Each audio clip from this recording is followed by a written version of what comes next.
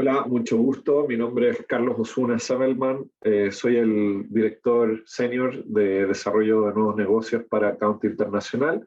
Y hoy día tengo el agrado de poder compartir con ustedes y conversar un poco sobre cómo nosotros ayudamos a los comercios a crecer, ¿verdad?, en términos de aprobaciones, decirle chao al fraude, evitar el fraude, ¿verdad? Potenciar esas transacciones digitales y poder tener un customer journey sin fricción con la mayor cantidad de revenue potencial que estos clientes en el mercado de tarjeta no presente puede hacer.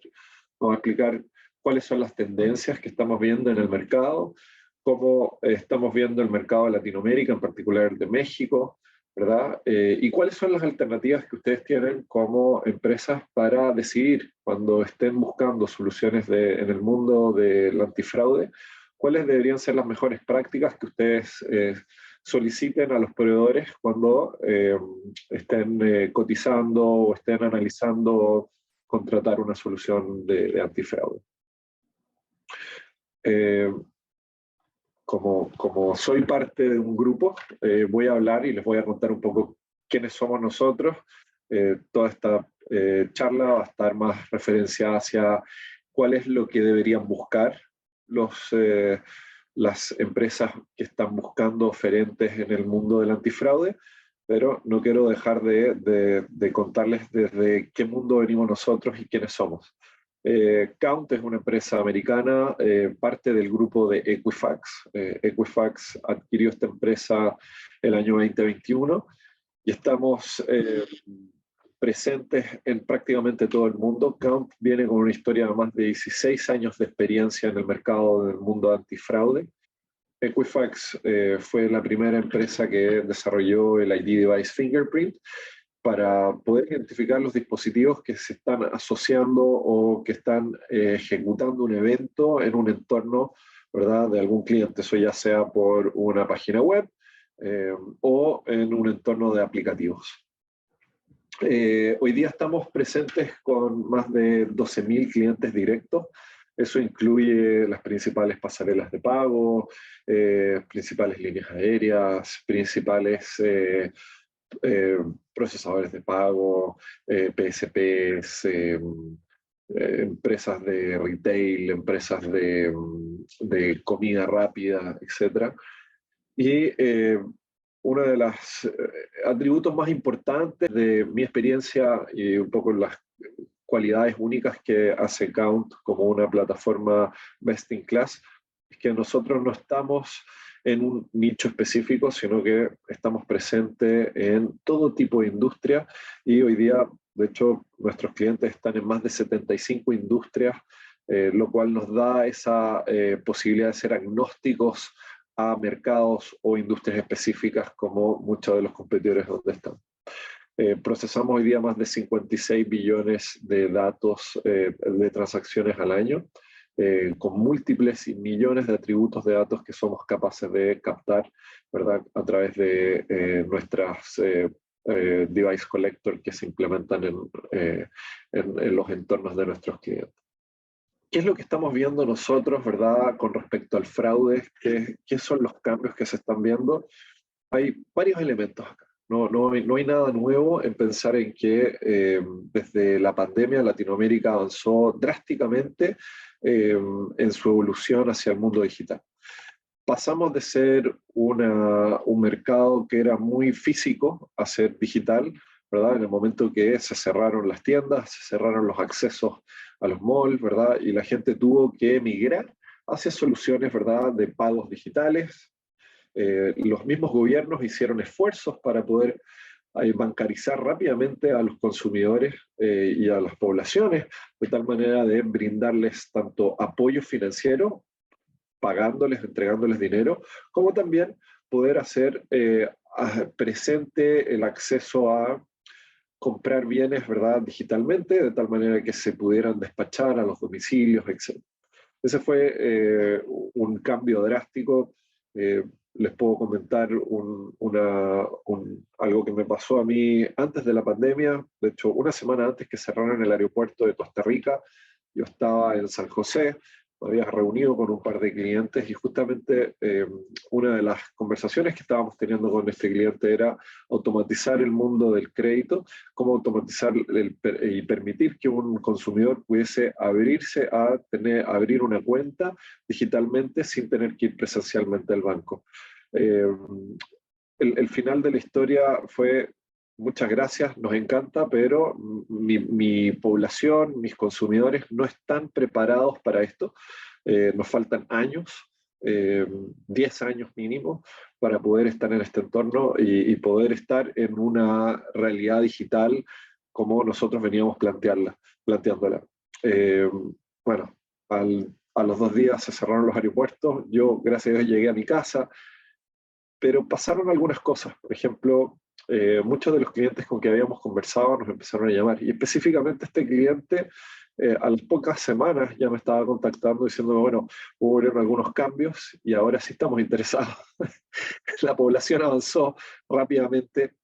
Entonces, les comparto este caso y esta experiencia personal donde un cliente realmente por necesidad tuvo que derivar a, ¿sabes qué? Esto que estábamos pensando y planeando para 10 años lo tuvieron que anticipar porque con la pandemia muchas cosas cambiaron, ¿verdad? Drásticamente, y obviamente hábitos, disponibilidad tuvo que cambiar de manera inmediata para muchos de estos clientes que vivían de lo presencial pasarse a lo digital. Pero esto trae muchas oportunidades, pero también trae riesgos. Y especialmente cuando nosotros hablamos del mundo de pagos, hay muchísimos riesgos asociados, ¿verdad?, a lo que nosotros llamamos el contracargo, el chargeback en inglés, ¿verdad? El riesgo, ¿verdad?, a las altas tasas de declinación de tarjeta de crédito. ¿Por qué? Porque a lo mejor se está usando un motor de antifraude con reglas estáticas, que lo que genera, ¿verdad?, es un freno en las transacciones que eran buenas, o sea, son los falsos positivos que llamamos en el mundo del fraude. Eh, Se empezó a generar, ¿verdad? También, y esto viene de antes de la pandemia, mucho robo de cuentas, pero cuando ya todo el mundo se vuelca al mundo digital, ¿verdad? Existe mayor prevención, mayor probabilidad de ser defraudado, ¿verdad? Por un tema de volúmenes. Eh, las posibilidades suben. Se empezó a generar muchísimo más aumento, perdón, con respecto a la toma de control de cuentas, ¿verdad? Apropiación de las cuentas. Muchos clientes tuvieron que tomar la decisión de implementar soluciones que no eran las adecuadas para proteger entornos digitales. ¿Qué generó esto? Generó que el entorno digital no contaba con la solución adecuada porque no hubo el tiempo para analizar correctamente el mercado, las distintas opciones que existían en el mercado. Se implementó una y finalmente tuvieron ataques donde perdieron, ¿verdad?, información, donde le generaron phishing a sus clientes, les robaron los datos, entraron a sus cuentas, vaciaron sus cuentas, etc. ¿Qué es lo que ha pasado? Es que el fraude ha venido en aumento, especialmente en el mundo del retail, ¿verdad? Ha venido en aumento con los contracargos, con los famosos chargebacks, con pérdidas en ventas, con altas tasas de rechazo o denegación. Y esta tendencia la vemos en alza en prácticamente todos los mercados. Entonces, acá parte de los aprendizajes que nosotros empezamos a ver, y en particular en México, hay dos consideraciones que hay que tener. Uno, son la alta tasa de fraude de tarjeta no presente por chargeback. Es uno de los mercados con mayor tasas que nosotros vemos en el mundo, junto con Brasil, junto con otros países de Asia. Eh, no muy lejos tampoco está Estados Unidos, que también tiene alta tasa, ¿verdad?, de contracargos. Pero, ¿qué alternativas tengo? Un poco eso es lo que vamos a discutir hoy día. Les vamos a mostrar algunas alternativas de qué tipo de soluciones y qué tipo de acciones pueden llevar a cabo en el mundo de pagos para prevenir este fraude. Eh, Ahora, ¿qué es lo que hay que tener cuidado? Nosotros hemos ido creando generaciones que son cada vez más nativas en términos en términos de actividad digital, en términos de cómo interactúan con dispositivos. Si yo hago una encuesta en este momento, yo le podría apostar a todos los que son padres o tienen sobrinos o tienen nietos que están escuchando este webcast, les aseguro que a todos ustedes le han prestado el dispositivo móvil para crear un video cuando estén yendo a algún restaurante o cuando están en un evento de la familia, ¿verdad? Así es que nosotros nos movemos 10 años hacia adelante, no estaba el celular, a lo mejor estaba la televisión, o estaba la computadora, o un iPad. Si nos vamos 20 años hacia atrás, eh, no estaba ninguna de esas cosas y a lo mejor se tenía que usar eh, un juguete, ¿verdad? Un puzzle. Si nos vamos 30 años para atrás, ¿verdad? Y así vamos, cada vez estas generaciones tenían menos acceso a elementos digitales. Por lo tanto, nosotros estamos creando, sin darnos cuenta, a personas nativas digitales, ¿verdad? Que a medida que han pasado los años, si que vamos mirando las distintas generaciones, ¿verdad? La generación Z ya es 100% nativa. Nació con dispositivos móviles de temprana edad. Por lo tanto, la capacidad y el tiempo y la expectativa que tienen de una solución digital es muy distinta de si nosotros comparamos a un baby boomer o una generación X, que tienen a lo mejor una expectativa diferente, donde pueden entender que no exista 100% personalización, donde podrían ni siquiera tener la intención de interactuar con un dispositivo, sino más bien quieren una conducta física, una persona física para poder interactuar con una empresa. Eso mismo no pasa entre las generaciones de millennials y generación Z, que sí tienen una expectativa distinta. Y esperan, por ejemplo, ¿verdad?, que exista no fricción, que exista 100% personalización. Y esto no debería ser algo nuevo, pero esto afecta mucho en distintas líneas. Eh, es muy fácil verlo en las UI, es muy fácil verlo en la manera que se interactúa, ¿verdad?, para ir y generar una compra. Pero no es tan simple ni tan cotidiano pensarlo desde una perspectiva de transacción o una compra específica, o sea, cuando está haciendo la transacción para el pago. En esa particularidad, eh, en general, y en particular en Latinoamérica, hay una expectativa de que, bueno, se puede demorar un poco, se puede demorar el tiempo de procesamiento. Pero la verdad es que las poblaciones y las distintas generaciones, ¿verdad?, tienen una expectativa distinta, y en ese caso lo que nosotros venimos viendo es que estos nativos digitales tienen una idea de no fricción absoluta y por otro lado tienen una expectativa de personalización absoluta. O sea, significa que yo le estoy ofreciendo los bienes que esa persona espera y si es que le estoy ofreciendo adicionales dentro de ese carrito de compra, le estoy esperando que van a ser productos, ¿verdad?, que sean relacionados a ese producto o que a lo mejor a gente que compra ese tipo de bienes esperaría comprar, etc. Por lo tanto, hay que empezar a jugar con dos cosas. Uno, conocimiento de qué están buscando ciertos pockets o ciertos grupos del ecosistema de esas generaciones. Y por otro lado, ¿verdad?, cómo evitamos que haya fricción, que no haya una ruedita dando vuelta, ¿verdad? O sea, en Latinoamérica estamos acostumbrados a la ruedita dando vuelta. Bueno, eso no pasa necesariamente en Estados Unidos. Eso no pasa, ¿verdad?, en varias empresas en Latinoamérica también. Entonces, ¿cómo vamos adaptándonos para que nuestra tecnología permita que estas generaciones que son nativas, que tienen una expectativa mucho más alta en el mundo digital, se esté cumpliendo? Y juegan un factor muy relevante las soluciones de antifraude, porque las soluciones de antifraude en el punto transaccional, en el medio de pago, son fundamentales acá para evitar un consumidor que se aburre, que desiste, que se baja, que no compra. ¿Cuáles son los dos elementos que hay que tener presente entonces cuando estamos en una etapa de transaccional y donde vive una solución de antifraude transaccional? Podemos vivir en dos puntos. En la preautorización, que es todo lo que pasa antes de que se ejecute la transacción, es un análisis previo, podemos estar en la parte de la post-autorización, que es el elemento posterior a la transacción. O sea, ya se ejecutó la transacción, se entregó un score, se entregó un bien a ese consumidor, pero ¿qué análisis posterior se pudo haber hecho? ¿Qué administración, qué management adicional se pudo haber hecho? Esos son los dos mundos donde las soluciones de antifraude pueden vivir. Eh, Nosotros recomendamos siempre comenzar con la preautorización, pero incorporar también post-autorización con soluciones que permitan, por ejemplo, alertar un contracargo si están en una industria, por ejemplo, de líneas aéreas.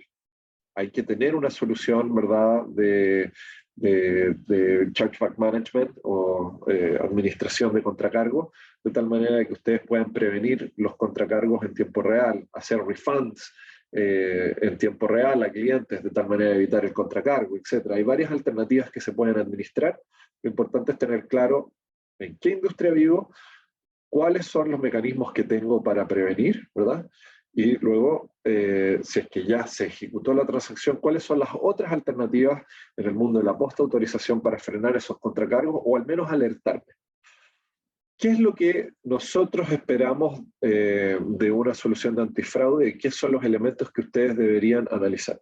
Y esto pensando en el mundo más del retail o de venta digital, ¿cuáles son las mínimas que debería tener una empresa? Obviamente, la clásica es contar con las soluciones en el mundo de los pagos, ¿verdad? Fraude de pagos es fundamental, hay que tener una solución en ese punto porque ahí es donde está el dolor, tanto en creación de revenue, ingresos, como también en el potencial fraude que le podría caer al cliente, ¿verdad? Por ejemplo, que sean falsos positivos, o sea, fraudulentos, pero que parecieran ser fraudulentos porque en realidad eran buenos consumidores que la solución no fue capaz de identificarlos como buenos clientes y los asoció a defraudadores y por ende se perdió el revenue de esa empresa. Entonces, primer elemento clave que hay que tener identificado son fraude de pagos y solución de antifraude en el mundo de pagos. Si ustedes transaccionan con tarjeta no presente, tienen que tener una solución de antifraude. Si trabajan con una solución, con una adquirencia, con un PSP, soliciten que les activen la solución de antifraude, pueden estar o reduciendo el fraude de contracargos o incrementando sus ventas si lo utilizaran. El otro elemento fundamental es creación de cuentas. ¿Cómo están protegiendo sus cuentas? ¿Están ejecutando, ¿verdad?, un control sobre los dispositivos que se están asociando? ¿Qué soluciones están ocupando para identificar los dispositivos, para hacer un scoring sobre ese email que se está asociando a esa creación de cuentas? ¿Verdad? Ubicación, ¿dónde están ubicados esos dispositivos? ¿Dónde está, verdad, elementos de VPN o proxy que están utilizando esos consumidores? ¿Estoy considerándolos dentro de mi score para crear un cliente digital? ¿Sí o no? Son preguntas que se deberían hacer si es que están en ese mundo digital. Proteger la cuenta, si es que tienen un espacio donde hay un login. ¿Cómo estoy asegurándome que es Carlos Osuna y no es Juan Pérez que se está haciendo pasar por Carlos? ¿Qué segundo factor de autenticación estoy disponibilizando en el mercado? Perdón, a mis clientes para evitar, ¿verdad?, que estén tomándole control a cuentas. Y luego los últimos dos puntos son administrar los contracargos. ¿Qué soluciones tengo para administración de contracargos? ¿Puedo hacer un refund en tiempo real?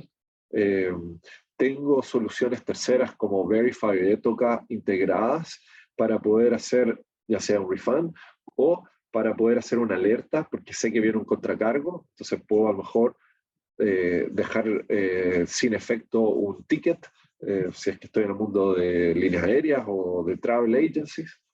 Y finalmente, data. ¿Cómo ocupo esos datos que son del cliente para poder crear nuevos scores, modelos, analizar transacciones, etcétera? Esas son parte de las cosas mínimas que debería hacer una empresa que trabaja con un motor de antifraude. Estas son las áreas mínimas donde ustedes podrían dar y utilizar, ¿verdad?, un motor de antifraude para prevenir y mantener protegido su entorno. ¿Cómo funciona la mayoría de las soluciones de antifraude? Es con una red de datos, con inteligencia artificial y machine learning, y luego una plataforma. ¿Cuáles son las claves de las nuevas tendencias en los mercados? Primero, un consorcio de datos global. Mientras más grande el consorcio de datos, mayor protección van a tener los clientes. Por el otro lado, tener inteligencia artificial y machine learning. Inteligencia artificial está muy en Vox Populis de todos nosotros últimamente, que hay que considerar ahí primero, que sean modelos que aprenden cada vez que hay una interacción, están usando esos datos para alimentar sus propios conocimientos y luego cerrar gaps que se encuentran en cada una de esas interacciones que se están haciendo, que no haya y permita que no haya fricción para evitar, ¿verdad?, esa pausa o esa lentitud en un evento o transacción donde un consumidor está atrás, especialmente para esos nativos digitales que mencionábamos antes, que tienen una expectativa de mayor personalización y menor fricción posible. Y luego una plataforma, y reglas, ¿verdad?, que se vayan adecuando automáticamente, de tal manera de que no haya que tener mucha injerencia humana, sino más bien limitarla, sin tener reglas estáticas como la mayoría de los modelos que hoy día existen. La mayoría de las soluciones tienen reglas estáticas. Hay que moverse hacia tendencias con machine learning, con inteligencia artificial y con reglas que sean dinámicas, que permitan, ¿verdad?, sacar el mayor provecho a cada una de las interacciones que se están teniendo en un evento. Y finalmente una plataforma, eso es crítico, que permita que sea friendly, o sea, que sea amigable para el consumidor, que permita ingestar datos, que permita crear reglas, que las reglas sean drag and drop, que ustedes puedan tener gráficas, crear reportes, dashboards, etc.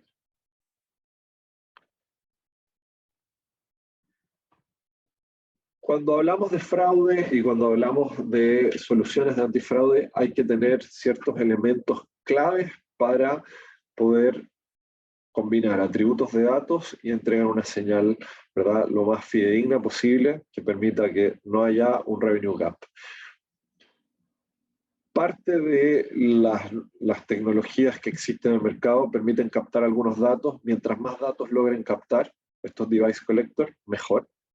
¿Qué es clave que ustedes tengan presente? Es tener, primero, que se segmente por distintos grupos. Ideal que haya grupos de data digital, o sea, el dispositivo, el email, el IP, de ubicación, todos los datos geográficos, dónde está haciéndose esa transacción, dónde está georreferenciado ese dispositivo, de tal manera que yo pueda analizar y decir, estás comprando un producto en México, pero está sucediendo la transacción en China. ¿Por qué pasa eso? ¿Es algo normal? ¿Es algo que lo voy a aceptar o no? Tener los elementos para poder analizarlo y después tener una respuesta con un análisis exhaustivo de por qué debería sí aceptarla y por qué no. Medios de pago, todo tipo de medios de pago. Mientras más amplia sea la plataforma de antifraude, lo mejor posible. Y finalmente, datos únicos que el cliente les pueda entregar. Muchas veces el cliente va a entregar datos únicos para que ustedes puedan integrar datos, ¿verdad? Y puedan crear reglas dentro de la solución de antifraude de tal manera de proteger el ambiente. Eso es fundamental. Hay muchas soluciones que no cuentan con eso. Eh, no sugiero avanzar con una plataforma que no cuente con datos únicos que entregue el mismo cliente que está solicitando la plataforma antifraude. Tener un score que sea de 2 capas es lo último en tendencias. Tener una solución que tenga un modelo supervisado y no supervisado es lo último en tendencias. ¿Y por qué? Porque los modelos supervisados, como cualquier modelo estadístico regresivo, requiere tiempo para procesar, por lo tanto hay tiempo y datos que requieren. Eso significa que hay alrededor de 60 días para que el score empiece a calibrarse, versus un modelo no supervisado, que permite asociar datos regresivamente, vincularlos, y a mayor vinculación de datos, mayor probabilidad de fraude. Todo esto combinado que entrega un score es parte de las buenas prácticas que nosotros estamos viendo en los mercados. Contar con soluciones que incluyan fricción adaptativa es otro de los elementos y cualidades que muchos clientes están buscando. Que sea disponible y a selección del cliente también es fundamental. Por lo tanto, a mayor fricción, mayor protección, pero con una vista desde el lado del cliente que decide quién es el que lo otorga, ¿no? No que sea, esta es la solución y tú tienes que quedarte con esto porque este es el best practice, no. El best practice lo define el cliente, no la plataforma.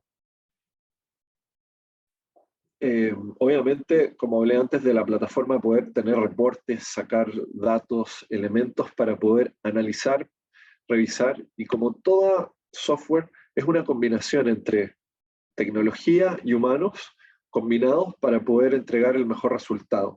Por sí solo ninguno funciona bien. Es más bien una buena práctica poder trabajar con un elemento tanto humanos como digitales para poder encontrar cuál es el punto exacto que alcanza la mejor tanto approach y mayor scoring con la mayor predictibilidad. Finalmente, parte de lo importante es el tiempo de decisión, es lo más importante desde nuestra perspectiva como Count. Y acá hay distintas plataformas en general que la solución permita trabajar en SDK y en página web, en JavaScript, es fundamental.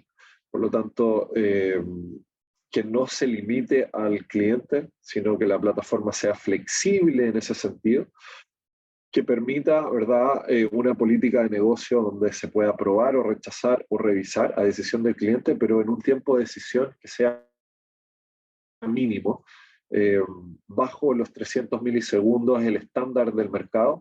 Eso es lo que nosotros sugerimos siempre buscar, ¿verdad? Y que tenga un feedback loop que permita que todo lo que se aprendió, y si es que hay algún cambio en una transacción, se pueda reingestar y ajustar y recalibrar.